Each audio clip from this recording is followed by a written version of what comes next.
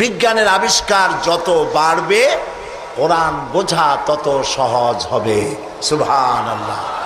নবীজি কোরআন তেলাওয়াত করছেন আর অমুসলিমরা ইসলাম কবুল করে চলছে। কাফেরেরা সচেতন হয়ে গেল, আমাদের লোকগুলি তো আর ধরে রাখতে পারবো না, সব তো মুহাম্মদ সাল্লাল্লাহু আলাইহি সাল্লামের পিছনে লাইন লাগাইছে। তখন তারা হযরত ওমরকে লাগিয়ে দিল যে এই লোকটাকে যেখানে পাওয়া যায় সেখানে মারো।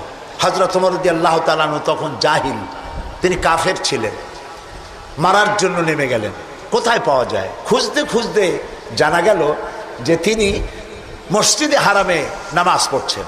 পেছনে গিয়ে ওমর দাঁড়িয়েছেন, অপেক্ষা করছেন যে ঠিক আছে নামাজ পড়তেছে, নামাজ পড়াটা শেষ হোক, তারপরে আচ্ছা তরে দেখব। নবী করিম সাল্লাল্লাহু আলাইহি ওয়াসাল্লাম নামাজের মধ্যে তেলাওয়াত করতেছেন জোরে জোরে। এখন আপনারা বুঝুন, এ কোরআন শরীফ হচ্ছে আল্লাহ, তেলাওয়াত করছেন যার উপরে নাজিল হয়েছে তিনি। এখন শুনতে কত মজা হচ্ছে।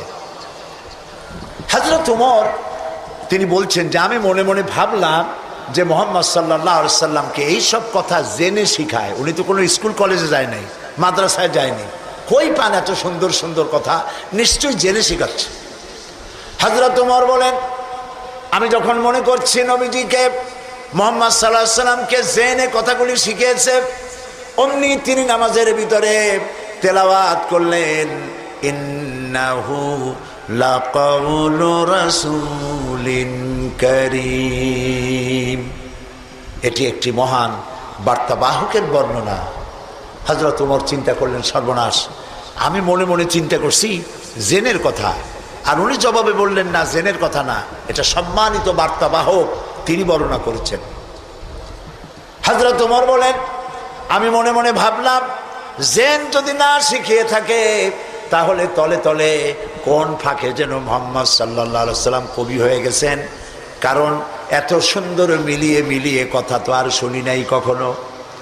হযরত ওমর বলেন আমি যখন ভাবলাম তিনি কবি হয়ে গেছেন, অমনি তিনি নামাজের ভিতরে আমার এ কথার প্রতিবাদ করলেন। তিনি পড়লেন ওয়ামা হুয়া বিকাউলি শাইরিন কালিলাম মা তুমিনুন।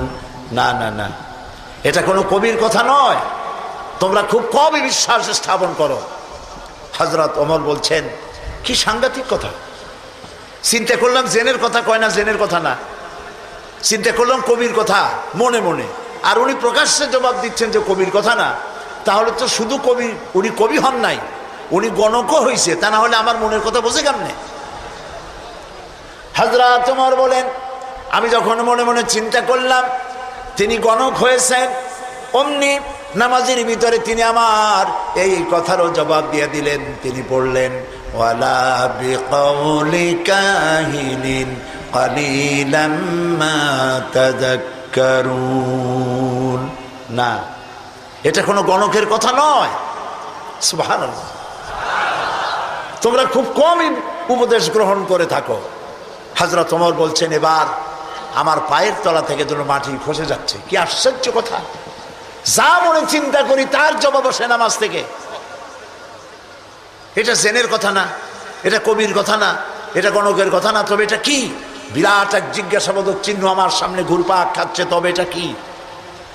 হযরত ওমর বলেন আমি যখনই চিন্তা করলাম তবে এটা কি, অমনি রাসূল নামাজের ভিতরে আমার সে কথার জবাব দিয়ে দিলেন। তিনি পড়লেন তানজিলুম মির রাব্বিল আলামিন।